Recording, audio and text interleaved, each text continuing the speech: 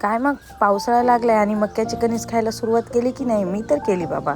आज ना बाजारामध्ये किती फ्रेश फ्रेश मके आलते ना, काय विचारूच नका. मी आणले 3-4 मके आणि त्याच्यातला एक मका मला लगे आवरलाच नाही. मी लगे मस्तपैकी त्यावरचे सालं काढले आणि म्हणला सगळ्यात आधी आता ना हा मका छानपैकीनं भाजून खावा. पावसाळ्यामध्ये ना कंच खायची वेगळीच मजा असते बरं का. लहानपणी ना माझ्यात आणि माझ्या भावांमध्ये चढावर लागायची. कशी काय माहिती का, मी असा भाजून खायची आणि माझा भाऊ जो होता ना तो सोलून आणि मस्त त्याला तेलामध्ये फ्राय वगैरे करायचा. तो मका आम्हाला आवडायचा, पण तो कंटाळा ना सोलायचा वगैरे. तर असो, लहानपणाची एक ना आठवण ताजी झाली. त्यानंतर ना हा मक्का छानपैकी भाजून घेतला. आता हे छान म्हणता येणार नाही, कारण चुलीतला मक्का एक नंबर लागतो बरं का.